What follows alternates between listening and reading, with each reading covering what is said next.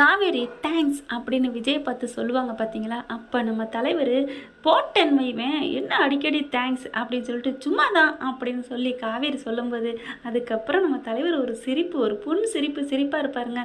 அந்த சிரிப்பில் யாரெல்லாம் தொபக்கடின்னு விழுந்தீங்க அப்படின்னு நானும் தான் அப்படின்னு கமெண்ட்ஸில் சொல்லிடுங்க ஃப்ரெண்ட்ஸ். என்னன்பான இனிய உறவுகளே சூப்பருங்க. பொண்டாட்டிக்கு எதுவும் மறைக்கக்கூடாதுன்னு சொல்லிட்டு காவேரியை கூட்டி கொண்டே கடையில் காமிக்கிறாங்க. அங்கேயும் பார்த்தா அப்படியே ஆச்சரியப்பட்டு போகிறாங்க. மாமா பார்த்து புகழ்கிறாங்க. ஐயோ நீங்கள் இப்படி பண்ணுறீங்கன்னு தெரியாமல் போச்சே அப்படின்னு சொல்லிட்டு நீங்கள் தான் இப்படி பண்ணிக்கிட்டு இருக்கதா ஐடியா கொடுத்ததா அப்படி இப்படின்னு சொல்லிட்டு பாராட்டுறாங்க. அடுத்து பார்த்தா தேங்க்ஸுங்க, மறுபடியும் தேங்க்ஸ் அப்படிங்கிறாங்க. ஏன்டி இப்படி பண்ணுற அப்படின்னு சொல்லிட்டு போட்டேன்னு வைவேன் அப்படிங்கிற செம்ம கியூட்டுங்க, எனக்கு ரொம்ப பிடிச்சிருந்துச்சு. அப்படி அவர் அதுக்கப்புறம் ஒரு சிரிப்பு சிரிச்சார் பாருங்க. கொள்ள அழகுங்க, என்ன அழகு, எத்தனை அழகு அப்படின்னு சொல்லலாம். கோடி மலர்கள் கொட்டி அப்படியே மணக்கிற மனம் வீசுகிற மலர் அழகுன்னு சொல்லலாங்க. குமரன்ட்ட ஆறுதல் பேசிட்டு சரி மாமா விடியறதுக்குள்ளே வந்துருங்க அப்படிங்கிற. சரிப்பா நான் வந்துடுறேன்ப்பா அப்படின்னு சொல்லிட்டு பார்த்தீங்கன்னா அப்போ ஒன்று பேசுவாங்க விஜய்கிட்ட காவேரி. இந்த பசங்கள்லாம் பிடிச்ச பொண்ணுங்களுக்காக என்னென்ன செய்கிறீங்க அப்படிங்கிறாங்க. அப்படியே பார்க்குறாரு தலைவர், லுக்கு விடுறாரு. அப்போ நீங்கள் குமரன் மாமா பிடிச்ச பொண்ணுக்கா எல்லாம் செய்கிறீங்கல்ல அப்படின்னு சொல்லல காவேரி மேட்டம் பிடிச்ச பையன் அப்படின்னு சொல்லிட்டு நிவினையும் சேர்த்து சொல்லலாமே.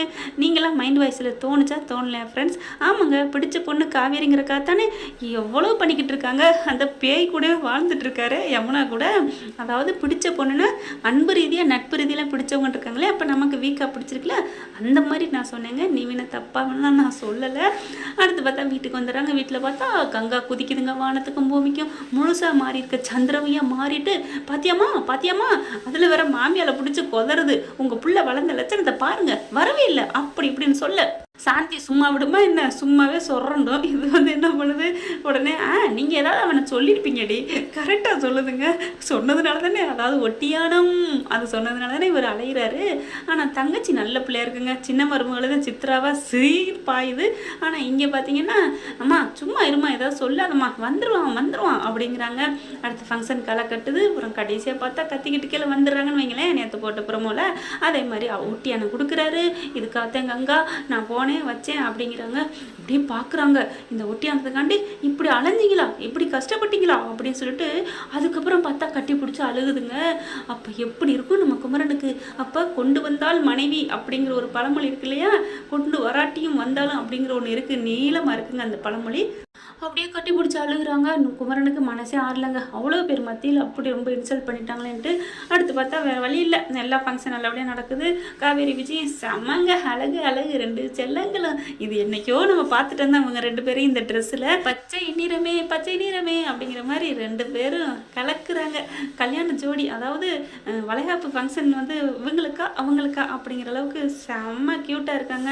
அவ்வளோ ஒரு அழகுங்க. ஃபங்க்ஷன் முடிஞ்சதுக்கப்புறம் ஆளுக்கு ஆளாக பறந்து வேலை செய்கிறாங்க. யமுனா சரி நிவின் செம்ம இதுங்க. அப்படியே யமுனா போயிட்டு கங்காட்டை ஏற்றி விடுறதும் அதை பார்த்துட்டு உனக்கு சும்மாவே இருக்க மாட்டேன்னு சொல்லிட்டு நல்லா டோஸ் விட்றாரு யமுனாவை. பண்ணுவீங்க இருக்கு அப்படிங்கிறாங்க. ஃபங்க்ஷன் முடிஞ்சு போயிடுறாங்களா. இங்கே குமரன் என்ன பண்ணுறாரு, கமருதின்னே வருதுங்க. குமரன்கிட்ட போயிட்டு என்னை மன்னிச்சிருங்க, தெரியாமல் பேசிட்டேன், என் மேலே இவ்வளோ பாசம் இருக்கு அவங்களுக்கு, நீங்கள் இவ்வளோ தான் பண்ணுவீங்களா, நல்லா சொல்லுபடி. இங்கே பார்த்தா காவேரி விஜய் உள்ளார போயிட்டு செம்மதான் சந்தோஷங்க, உங்களால் எவ்வளோ இது பார்த்தீங்களா, மாமா ஒட்டியானம் கொடுத்துருக்காருங்க, எனக்கு ரொம்ப பெருமையாக இருக்குங்க, ரொம்ப சாதுவாக இருப்பார், இந்த அளவுக்கு மாட்டார் பார்த்தீங்களா அப்படிங்கிறாங்க. இங்கே குமரன் என்ன பண்ணுறாங்க, இருக்கங்க இந்த வரேன் அப்படின்னு சொல்லிட்டு காவேரி விஜயை பார்க்க போகிறாங்க. விஜயும் காவேரியும் போய் பார்க்குறாங்க. கதவை தட்டி அந்த நேரத்தில் கூட கதவை தட்டுறதா அப்படிங்கிற மாதிரி நிற்கிறாரு. ஆனாலும் கதவை தட்டினோன்னே யார் அப்படிங்கல, நான் தான் அப்படிங்கல, வாங்க மாமா அப்படின்னு உள்ளார கூப்பிட்றாங்க. என்ன மாமா அப்படிங்கல, இல்லைம்மா காவேரி எனக்கு என்னமோ தெரியலம்மா, உன்னை பார்க்கணும் தோணுச்சு பிரதர், உங்களையும் பார்க்கணும் தோணுச்சு அப்படிங்கிறாங்க.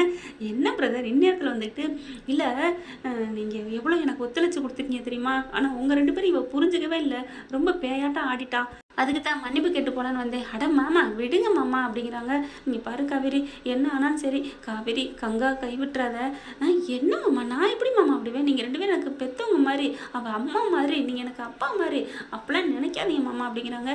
விஜய் என்ன குமரன் ப்ரோ ஒரு மாதிரியா டிஃப்ரெண்ட்டாக பேசுகிறீங்க, அதெல்லாம் ஒன்றும் இல்லை அப்படிங்கிறாரு. சரி நான் போகிறேன், எதுவும் மனசில் வச்சுக்காதீங்க விஜய் ப்ரோ, நீங்கள் பத்திரமா என் குடும்பத்தை பார்க்கணும் சரியா, நான் ஏதாவது மனசு கஷ்டமாக இருந்தாலும் சரி, என்ன சொல்கிறது ஒன்றும் புரிய முடியலையே அப்படிங்கிறாங்க. அதெல்லாம் ஒன்றும் இல்லை, நீங்கள் படுத்துக்கோங்க அப்படின்னு சொல்லிட்டு காவேரி தலையில் கை வச்சுட்டு அப்படியே போகிறாரு. அப்படியே பார்க்குறாங்க நிகழ்ச்சியோட. இவங்க போனதுக்கப்புறம் என்ன உங்கள் மாமா பயங்கர சென்டிமெண்ட்டாக இருக்காரு என் செல்லக்குட்டிக்கு அப்படிங்கிறாங்க. உன் மேலே ரொம்ப பாசமோ அப்படிங்கிறாங்க. எல்லார் மேலேயும் பாசம்தான் அப்படிங்கிறாங்க காவேரி.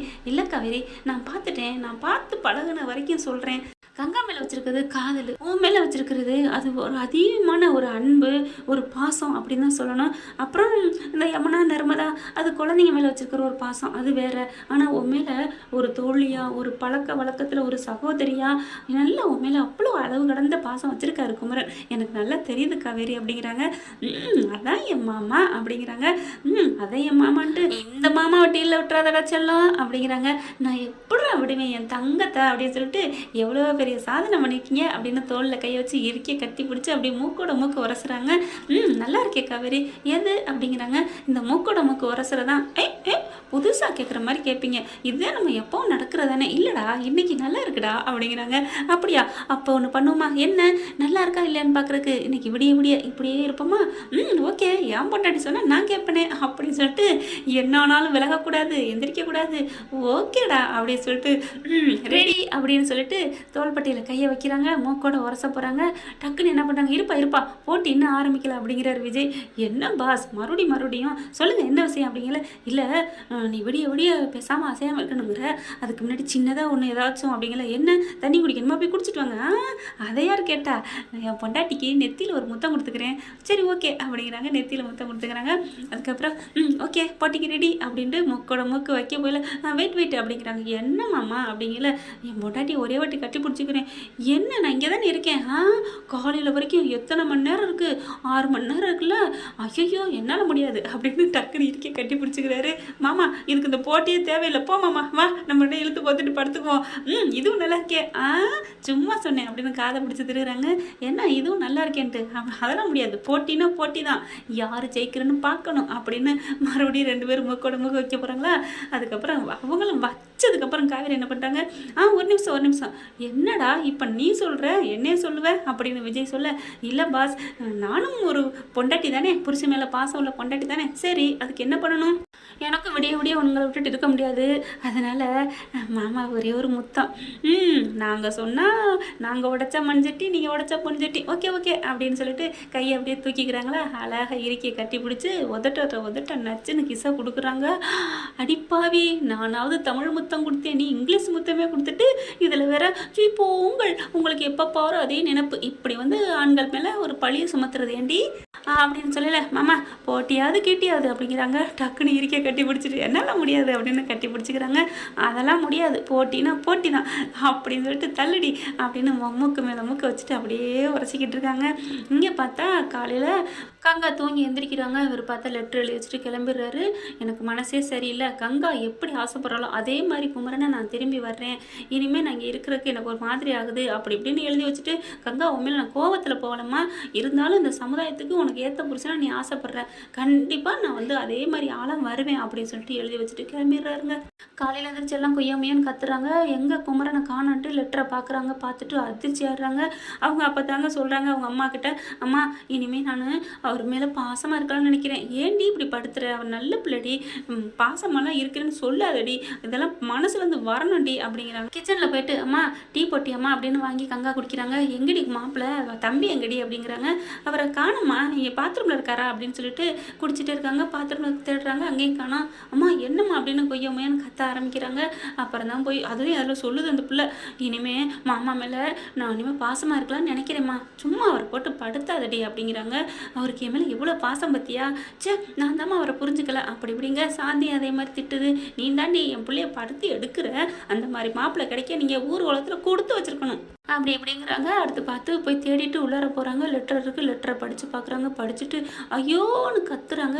என்னடி ஆச்சு என்ன ஆச்சு அப்படிங்கல. அப்படியே அம்மா அவர் போயிட்டாருமா, இங்கே பாருமா லெட்டர் எழுதி வச்சுட்டு போயிட்டாருமா அப்படின்னு சொல்லிட்டு கத்துறாங்க. எப்படி தூக்கி கையை அம்மா என்னை விட்டுட்டு போயிட்டாருமா அப்படின்னு அழுகுறாங்க கங்கா. அங்கே பார்த்தீங்கன்னா எல்லாம் அலறி அடித்து எந்திரிக்குது. பாட்டிலேருந்து 50 பேர் என்னடி ஆச்சு அப்படின்ட்டு அங்கேருந்து காவேரியும் விஜயும் கரெக்டாக ஓடி வர்றாங்க. சத்தத்தை கேட்டு என்னாச்சு அப்படிங்கல. இந்த மாதிரி லெட்டரை காமிக்கிறாங்க. ஐயோ பிரதர் இதுக்கு தான் ராத்திரி வந்தீங்களா? என்ன ராத்திரி வந்தீங்களா அப்படிங்கிறாங்க. கங்கா இருந்துட்டு இந்த மாதிரி நடந்ததை சொல்கிறாங்க. என்கிட்ட ராத்திரி இதை சொல்லியிருக்கலாம்ல. ஏய் அக்கா என்னக்கா ஆகுனா எங்ககிட்ட திருப்புற? அவங்க சொல்லியிருக்கான்னு சும்மா எதார்த்தமாக வந்தார், அதை வச்சு நாங்கள் என்ன பண்ண முடியும் அப்படிங்கிறாங்க. அந்த அடுத்த ராத்திரி நான் எப்படி இங்கே வர்றது அப்படிங்கிறாங்க. ஐயோ நீ என் ராத்திரி சொல்லியிருந்து அவரை பிடிச்சி வச்சிருப்பமே அப்படிங்கிறாங்க. விஜய் பார்க்குறாங்க, போகிறோங்கிற மனுஷன் எப்படி இருக்க முடியும் அப்படின்னு நினைக்கிறாரு. ஆனால் சாந்தி கரெக்டாக சொல்லுது, நீ தாண்டி படுத்து எடுத்துட்ட, அவன் போகிறவன் எப்படி இருந்தாலும் போய்த்தானே தீருவான், அவன் வந்து சொல்லிட்டா மட்டும் உங்கள்கிட்ட இருந்துருவானா, மறுநாள் போவேன் விட்ட விட்டு அப்படிங்கிறாங்க. அப்படியே சாந்தியை பார்க்குறாரு விஜய். சூப்பர் லேடி மணி அப்படிங்கிற மாதிரி பார்க்குறாங்க விஜய். ஓகே ஃப்ரெண்ட், பார்க்கலாம். குமரன் வந்து ஒரு நாள் வந்து பிக் பாஸ்க்கு போகிறாங்க, இப்படி கதையை கொண்டு போகலாம். இவருக்கு பதில் இவருன்னு இன்னொருத்தரை கொண்டு வரதுக்கு வாய்ப்பு இல்லை. அந்த கேரக்டருக்கு குமரனை தான் நாங்கள் மனசில் பதிச்சு வச்சுருக்குறோம். ஓகே ஃப்ரெண்ட், பார்க்கலாம். இந்த பதிவு உங்களுக்கு பிடிச்சிருந்துச்சுன்னா உங்கள் பொண்ணான கையில் லைக் போட்டு சப்ஸ்கிரைப் பண்ணிடுங்க. Thank you friends.